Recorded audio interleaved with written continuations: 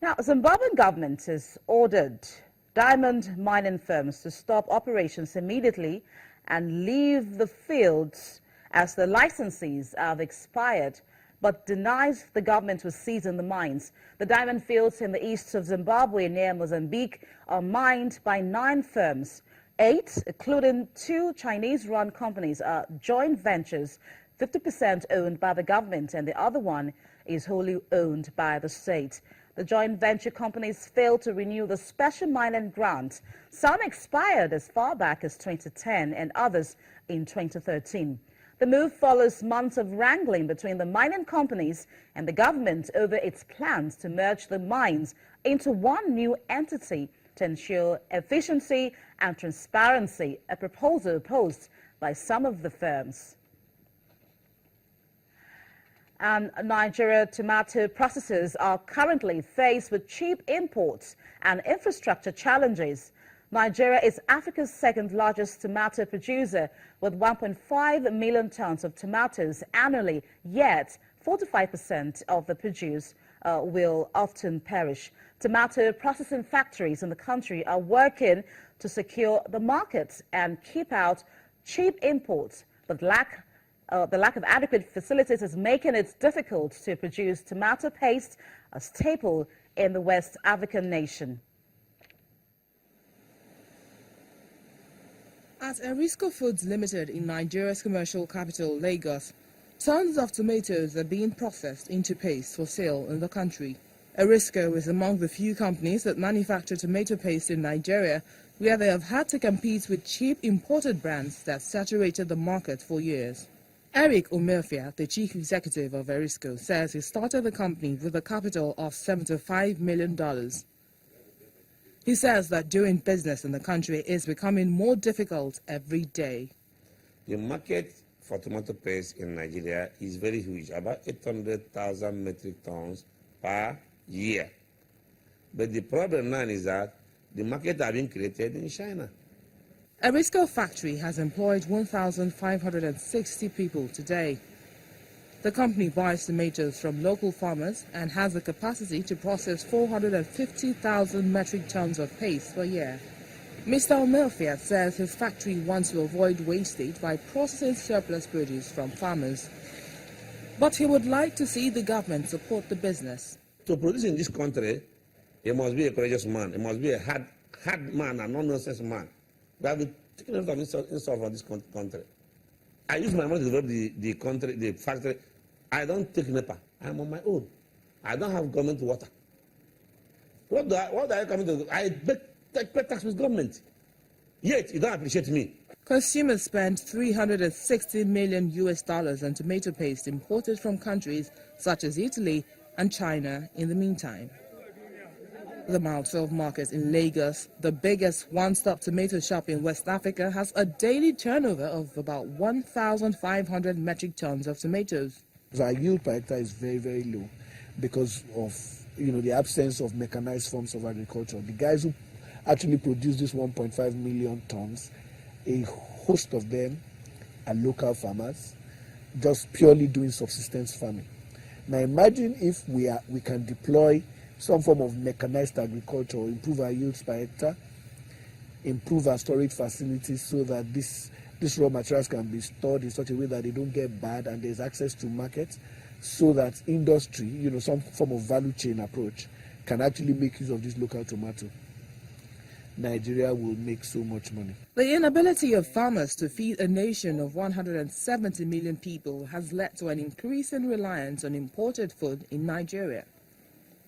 Last year, the government effectively banned the import of almost 700 goods to prevent a currency collapse and encourage local manufacturing. But analysts say many items listed are not available in Nigeria in sufficient.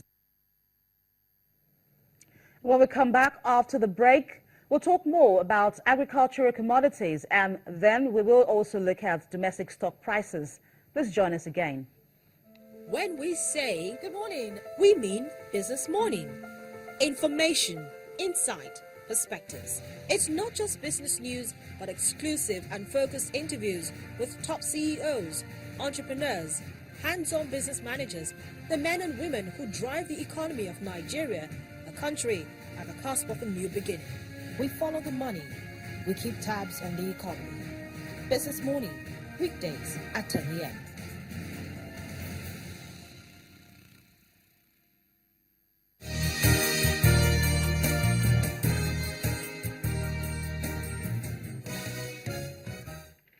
Welcome back. It's not just the tomato market that is feeling the bite of poor infrastructure and the instability in the foreign exchange markets. Other consumer staples have also felt that the prices will continue to rise. Now let's bring in research analyst from the financial derivatives company, Mr. Adam Okwesa, to tell us more about these prices. Hello, Adam. Good day, Bolaji. Welcome to the program. Now, you've been following the prices of some of these domestic commodities. Let's begin with the tomato market. Tell me, what is the price of a basket of tomato now? Well, the price of a basket of tomato is about 7,000 naira. Last month, it was about 6,000 naira. So that represents about 20% increase. Can you talk to us through the prices of other consumer staples? Yeah, like tomato, general prices are also increasing too. Maize, corn, gari, beans, rice, everything is going up. And it all boils down to exchange rates issues. Because, for example, imported goods, because wheat was on the 41 list of 41 items banned from the official window. So because these goods are now more expensive and are even scarce, consumers have to resort to substitute goods. So let's say, for example, if a normal consumer buys a loaf of bread for 100 naira, and now it's 120 naira. Because it's more expensive, I would go and buy beans. I would rather eat beans for breakfast or eat gari for breakfast. And that all drives demand up. So demand is going up and supply hasn't changed. So that's what's driving all these prices up. So at the end of the day, it all boils down to exchange rates constraints. In recent times, we are beginning to see prices of quite a number of domestic products go up, and one, of course, they blame it on the dollar. Now, tell me, is this sudden price increases just as a result of the challenges in the foreign exchange market, or is there more to it? The main reason is forex constraints. I've told, because even if nothing has happened to your cost of production, a local manufacturer, if the cost of the imported good is higher, just to maintain parity, you don't need a university degree to tell you that. To maintain parity, the local manufacturer will also increase their own prices too. So, like I said before, it's all because of dollar. So the person telling you that is all when you go and see them and they say dollar, that's the reason. It all boils down to exchange rates constraints. All right, Adam, we'll leave it at that. And of course, we keep tracking the forex exchange, the forex markets, which is a very critical part of the Nigerian economy, and it's affecting every sector of the economy. Thank you so much, Adam. Thank you very much. Adam Okwesa there, research analyst with the Financial Derivatives Company Limited. On that note, we've come to the end of Business Incorporated. Many thanks for spending your time to watch the program. We hope to see you again same time tomorrow. I am Bolaji Akinwale.